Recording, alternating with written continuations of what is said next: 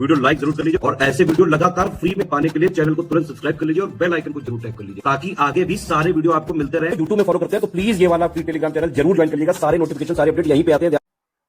नमस्कार दोस्तों, आप सभी का स्वागत है स्टडी फॉर एग्जाम्स में।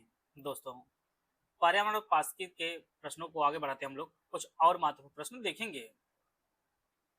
एक तरफ मैंग्रोव स्थल दिया गया, दूसरी तरफ जो है क्षेत्र दिया गया है। इसको आपको सुमेलित करना है।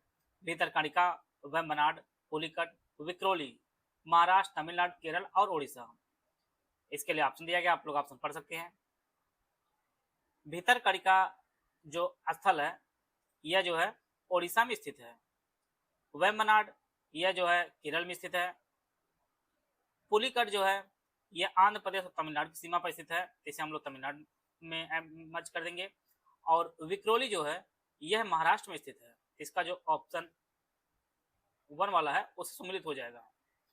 तो इस प्रकार जो है इसका जो ऑप्शन ए है यह आपका सही आंसर है। भितरकणिका जो है भितरकणिका यह ओडिशा में स्थित है। वेम्बनाड जो है यह भारत की सबसे लंबी झील भी है, इसको भी नोट कर लीजिए। कई बार परीक्षा में पूछा भी गया, आगे भी इंपॉर्टेंट है। भारत की जो है सबसे लंबी झील है वेम्बनाड, जो केरल में स्थित है। पुलिकट जो है यह आंध्र प्रदेश और तमिलनाडु की सीमा पर स्थित है। यह भी कई बार परीक्षा में पूछा भी गया, आगे भी पूछे चांसेस हैं। और विक्रोली जो है यह मुंबई के पास स्थित है, महाराष्ट्र में। ये ऑप्शन इसका सही आंसर है।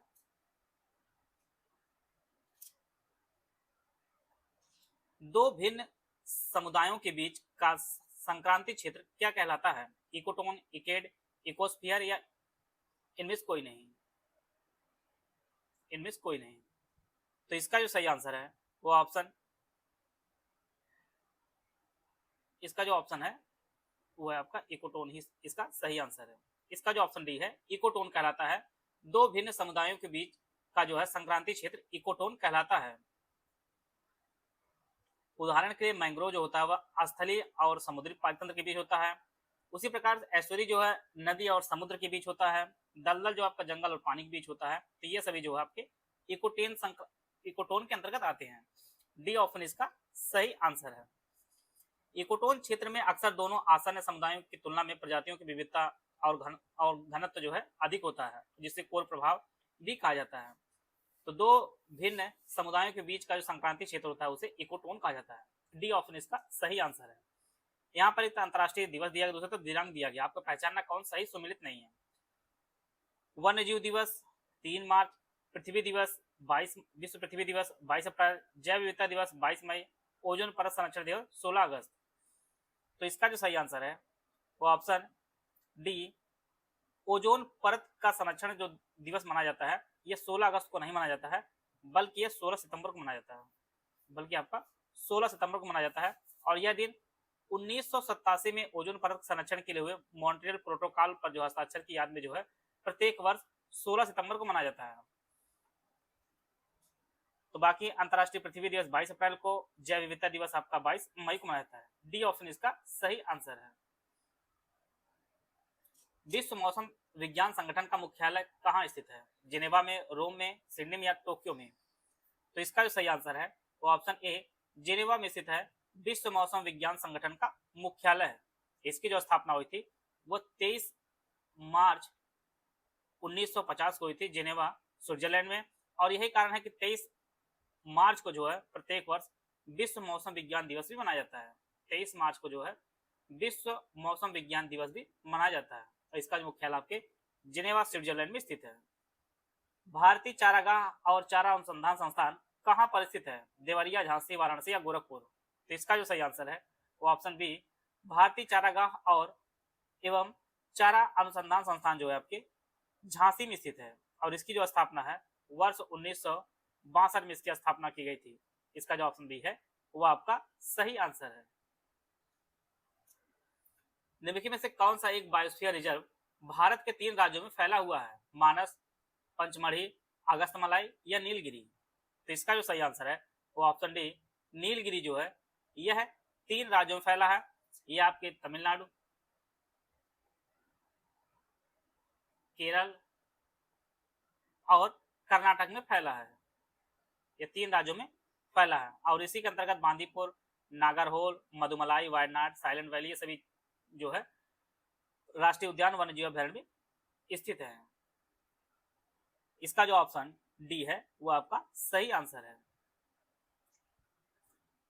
निम्नलिखित में से किसने सर्वप्रथम बायोडायवर्सिटी शब्द का प्रयोग किया था? CJ Barrow, di Castri, Walter G Rosen, D R बेटिस। तो इसका जो सही आंसर है वो ऑप्शन सी वाल्टर जीरोसन ने जो है सर्वप्रथम बायोडायवर्सिटी शब्द का प्रयोग किया था। इसका जो ऑप्शन सी है वो आपका सही आंसर है।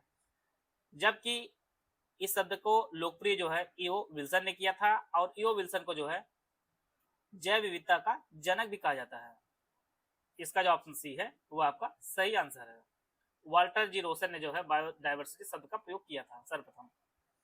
भारत सरकार द्वारा पर्यावरण संरक्षण अधिनियम कब पारित किया गया था? 1972, 1976, 1981 या 1981। तो इसका जो सही आंसर है वो ऑप्शन डी 1986 में भारत सरकार द्वारा पर्यावरण संरक्षण अधिनियम जो है पारित किया गया था। डी ऑप्शन इसका सही आंसर है। भोपाल त्रासदी के बाद पर्यावरण सुरक्षा के लिए एक महत्वपूर्ण कानून की आवश्यकता महसूस हुई और इसे जो है संविधान के अनुच्छेद 273 के तहत लागू किया गया था भारत सरकार द्वारा पर्यावरण संरक्षण अधिनियम 1986 को, और इसे छाता विधान या अम्ब्रेला लेजिस्लेशन के नाम से भी जाना जाता है। डी ऑप्शन इसका सही आंसर है। उत्तर प्रदेश में अमनगढ़ टाइगर रिजर्व निम्नलिखित में से किस टाइगर रिजर्व का हिस्सा है? दुधवा, पीलीभीत, कार्बेट या राजाजी। तो इसका जो सही आंसर है वो option C Amangarh tiger reserve जो है यह Corbett Jim Corbett national park जो उत्तराखंड में स्थित है उसका ही एक पार्ट है। सी ऑप्शन इसका सही आंसर है। अमनगढ़ टाइगर रिजर्व जो बिजनौर जिले में स्थित है और यह जो है जिम कार्बेट नेशनल पार्क का ही हिस्सा है। बफर जोन ये आपका है। जब उत्तर प्रदेश से उत्तराखंड अलग हुआ वर्ष 2000 में तो इसे जो है एक टाइगर रिजर्व जो है घोषित किया गया। इसका जो ऑप्शन सी है वो आपका सही आंसर है। राष्ट्रीय बागवानी बोर्ड की स्थापना किस वर्ष में हुई? 1879, 1979, 1982, 1984 या 1986। तो राष्ट्रीय बागवानी बोर्ड की जो स्थापना हुई थी वह वर्ष था वह 1984 था। इसका जो ऑप्शन सी है वो आपका सही आंसर है। 1984 में जो है भारत के प्रसिद्ध कृषि वैज्ञानिक डॉक्टर एम.एस. स्वामीनाथन की अध्यक्षता की समूह की सिफारिश के आधार पर इसकी स्थापना की गई थी और इसकी स्थापना जो है गुरुग्राम में इसकी स्थापना हुई थी। पहले गुड़गांव था, अब यह इसका नाम गुरुग्राम हो गया है जो हरियाणा में स्थित है। तो इसका जो ऑप्शन सी है वो आपका सही आंसर है। निम्नलिखित में से कौन सी एक गैस प्रकाश संश्लेषण में उत्पन्न होती है? नाइट्रोजन, हाइड्रोजन, ऑक्सीजन या कार्बन डाइऑक्साइड। तो इसका जो सही आंसर है वो ऑप्शन सी प्रकाश संश्लेषण में जो है ऑक्सीजन गैस उत्पन्न होती है। प्रकाश संश्लेषण यह क्रिया है जिसमें जो है हरे पौधे सूर्य के प्रकाश और क्लोरोफिल की उपस्थिति में जो है वायुमंडल से कार्बन डाइऑक्साइड लेते हैं और जड़ों से जो है जल लेते हैं और इसके बाद भोजन अपना बनाते हैं जो ग्लूकोज के रूप में रहती है और पूरी प्रक्रिया में जो है ऑक्सीजन गैस जो है वह वायुमंडल में मुक्त होती है। इसका जो ऑप्शन सी है वो आपका सही आंसर है। ओजोन परत की मोटाई मापी जाती है प्रकाश वर्ष में, किलोमीटर में, डॉप्सन या टेस्ला में। तो इसका जो सही आंसर है वो ऑप्शन सी डॉप्सन में मापी जाती है ओजोन परत की मोटाई। इसका जो ऑप्शन सी है वो आपका सही आंसर है। और ओजोन परत आप कई बार परीक्षा में पूछा भी गया है, यह आपके समताप मंडल में पाई जाती है, स्ट्रेटोस्फीयर में पाई जाती है, समताप मंडल में। डायरेक्ट कई बार परीक्षा में पूछता रहता है, इसको भी आप लोग नोट कर सकते हैं। राष्ट्रीय पर्यावरण अभियांत्रिकी शोध संस्थान कहाँ स्थित है? लखनऊ, भोपाल, नागपुर या दिल्ली। तो इसका जो सही आंसर है वो ऑप्शन सी नागपुर में स्थित है राष्ट्रीय पर्यावरण अभियांत्रिकी शोध संस्थान, जिसे हम संक्षेप में नीरी कहते हैं। NEERI National Environmental Engineering Research Institute इसका नाम है। इसकी स्थापना नागपुर में हुई है। वर्ष था आपका 1958 में इसकी स्थापना हुई थी। इसका जो ऑप्शन सी है वो आपका सही आंसर है। किसी प्रजाति को विलुप्त माना सकता है जब वो अपने प्राकृतिक आवास में नहीं देखी गई? 15 वर्ष से अधिक समय, 25 वर्ष से अधिक या 50 वर्ष से अधिक। तो इसका जो सही आंसर है वो ऑप्शन डी किसी प्रजाति को विलुप्त माना सकता है जब वह अपने प्राकृतिक आवास में 50 वर्ष से अधिक जो है देखी ना जाए तो उसे जो है विलुप्त माना सकता है। इसका जो ऑप्शन डी है वो आपका सही आंसर है। बीओडी बायोलॉजिकल ऑक्सीजन डिमांड मापक होता है जल में कार्बन पदार्थ का, जल में उपस्थित रोगाणु का, जल में अकार्बनिक पदार्थ का, जल में उपस्थित ऑक्सीजन का। तो इसका जो सही आंसर है वो ऑप्शन डी, जल में उपस्थित ऑक्सीजन का मापक होता है बीओडी। यहाँ पे ऑक्सीजन लिखा भी है, इसलिए यहाँ पे ऑक्सीजन आराम से आप पहचान सकते हैं परीक्षा में। इसका जो ऑप्शन डी है वो आपका सही आंसर है। बीओडी का अधिक होना इस बात का प्रमाण होता है कि जल जो है अत्यधिक प्रदूषित है और इसमें घुली हुई ऑक्सीजन की मात्रा बहुत कम बची होती है। ये सभी चीज मापन का आधार होती है बीओडी। उत्तर प्रदेश लेखपाल 2025 के कंप्लीट स्टडी मटेरियल और टेस्ट सीरीज का बैच हमारा शुरू किया गया है। यह बैच आपको दोनों भाषाओं में उपलब्ध होगा। एकदम शुरू से बेसिक से सिर्फ सिलेक्शन पूरी तरह कराई जाएगी।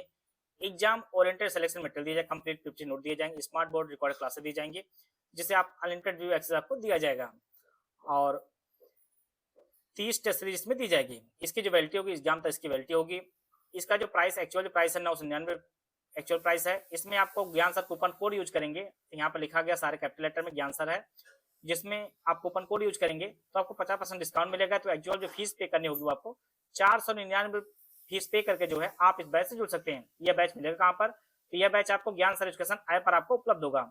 गूगल प्ले स्टोर से ज्ञान सर एजुकेशन ऐप डाउनलोड करके ज्ञान सर कूपन कोड यूज करके 499 फीस पे करके आप इस बैच से जुड़कर जो है आप अपनी तैयारी को बेहतर कर सकते हैं। पशुओं को दिया जाने वाला कौन सा दर्द निवारक भारत में गिद्धों के लगभग विलुप्त होने के लिए उत्तरदायी है? आइब्रोप्रोपेन, एसिटामिनोफेन, एस्प्रिन या डिक्लोफिनेक? तो इसका जो सही आंसर है वो आपका सही आंसर डी इसका सही आंसर है। डिक्लोफेनेक जो है ये दर्द निवारक है और भारत में जो है अब इसे बैन कर दिया गया भारत सरकार ने, क्योंकि इस कारण जो है गिद्धों की मृत्यु हो जाती थी। जब मृत पशुओं को यह जो है पशुओं को लगाया जाता है और मृत होने पर गिद्ध इसे खाते थे, जिससे जो गिद्धों की जो किडनी होती थी वो फेल हो जाती थी। यही कारण है कि लगभग 99% जो है गिद्ध भारत से विलुप्त हो गए हैं, इसलिए जो सरकार ने इसको बैन कर दिया है। डिक्लोफेनेक, डी ऑप्शन इसका सही आंसर है। यहाँ पे आपको बताना है कौन सा एक प्राकृतिक स्रोत नहीं है, मृदा, जल, वायु या बिजली? तो इसका जो सही आंसर है वो ऑप्शन डी, बिजली जो है यह प्राकृतिक स्रोत नहीं है।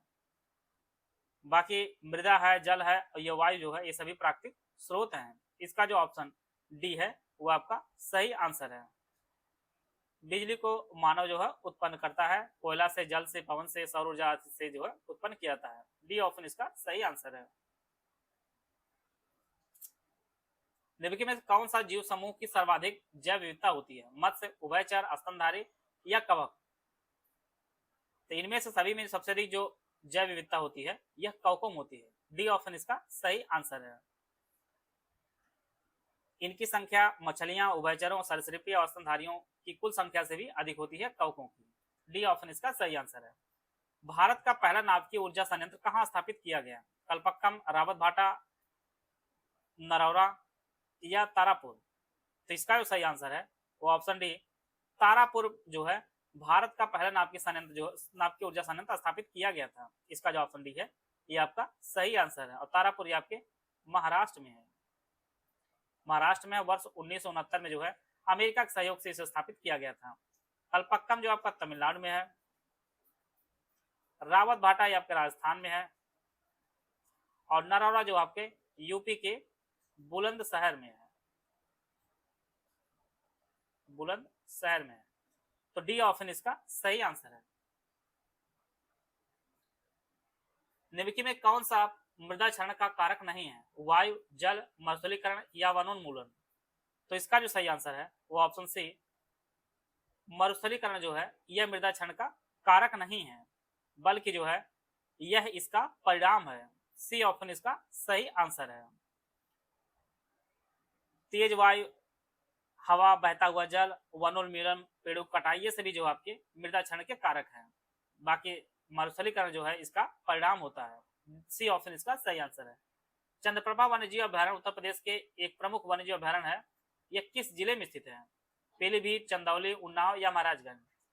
चंद्रप्रभा वन्यजीव अभ्यारण्य उत्तर प्रदेश का जो है पहला वन्यजीव अभ्यारण्य है। इसकी जो स्थापना हुई थी वर्ष 1957 में इसकी स्थापना हुई थी चंदौली जिले में यह स्थित है। इसका जो ऑप्शन बी है वह आपका सही आंसर है।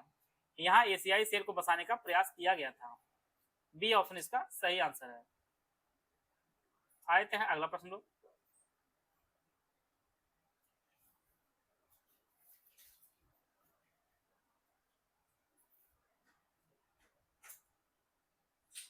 यहाँ पे हरित गृह गैस नहीं, वो आपको पहचानना है। Carbon dioxide, sulphur dioxide, methane या उपरोक्त सभी। इसमें जो है हरित गृह गैस जो नहीं है वह SO2 नहीं है। SO2 सल्फर डाइऑक्साइड जो है यह ग्रीन गैस नहीं है। इसका जो ऑप्शन बी है वह आपका सही आंसर है। प्रमुख हरित गृह गैसों में आपका कार्बन डाइऑक्साइड है, मीथेन होता है, नाइट्रस ऑक्साइड है, क्लोरोफ्लोरोकार्बन होती है, जलवाष्प होती है। सल्फर डाइऑक्साइड जो है यह वायु प्रदूषण का कारक होता है। इसमें अम्लीय वर्षा का मुख्य उत्तरदायी होती है। यह जो है इसका अम्लीय वर्षा होती है, लेकिन यह जो है हरित गृह गैस नहीं है। तो बी ऑप्शन इसका सही आंसर है। यहाँ पे आपको पहचानना, एक तरफ वन्यजीव अभयारण्य, दूसरी तरफ अवस्थित कौन सही सुमिलित नहीं है। महावीर स्वामी अभयारण्य ललितपुर, लाख बहुसी अभयारण्य कन्नौज, किशनपुर वन्यजीव अभयारण्य बलरामपुर, कैमूर अभयारण्य मिर्जापुर और सोनभद्र। तो इसका जो सही आंसर है वह आंसर सी, किशनपुर वन्यजीव अभयारण्य जो है यह बलरामपुर में नहीं बल्कि यह लखीमपुर खीरी में है। लखीमपुर खीरी में। बाकी महावीर अभयारण्य ये आपके ललितपुर में है, लाख बहुसी कन्नौज में है और कैमूर अभयारण्य जो है मिर्जापुर और सोनभद्र के क्षेत्रों में फैला हुआ है। तो इसका जो ऑप्शन सी है वो आपका सही आंसर है। निम्नलिखित में सर्वप्रथम इकोसिस्टम शब्द किसने दिया था? ओडम, टेस्ले, क्लेमेंट या न्यूटन? तो इसका जो सही आंसर है वो ऑप्शन बी, सर्वप्रथम इकोसिस्टम शब्द का जो प्रयोग किए थे वह टेस्ले ने दिया था। तो इसका जो ऑप्शन बी है वह आपका सही आंसर है। निम्नांकित में से क्रायोबैंक XC2 संरक्षण के लिए कौन सी गैस सामान्यतः प्रयोग होती है? नाइट्रोजन, ऑक्सीजन, कार्बन डाइऑक्साइड या मीथेन? तो इसका जो सही आंसर है वो ऑप्शन ए, नाइट्रोजन का प्रयोग किया जाता है क्रायोबैंक में XC2 संरक्षण के लिए। ए ऑप्शन इसका सही आंसर है। XC2 संरक्षण का अर्थ जो है जीवों या वनस्पतियों को उनके प्राकृतिक आवास से बाहर किसी सुरक्षित स्थान पर संरक्षित करना, जैसे चिड़ियाघर है, बोटैनिकल गार्डन है, सीड बैंक है, और ये सभी चीजें होती हैं आपके XC2 संरक्षण में। तो नाइट्रोजन गैस का सामान्यतः प्रयोग किया जाता है। ये ऑप्शन इसका सही है। आप लोग बताइए आज के 25 प्रश्नों में आपके कितने प्रश्न सही हो, आप लोग कमेंट बॉक्स में जरूर बताइएगा। आशा है आप सभी को बहुत कुछ जानने को मिला होगा। मिलते नेक्स्ट वीडियो, तब तक जय हिंद, जय भारत।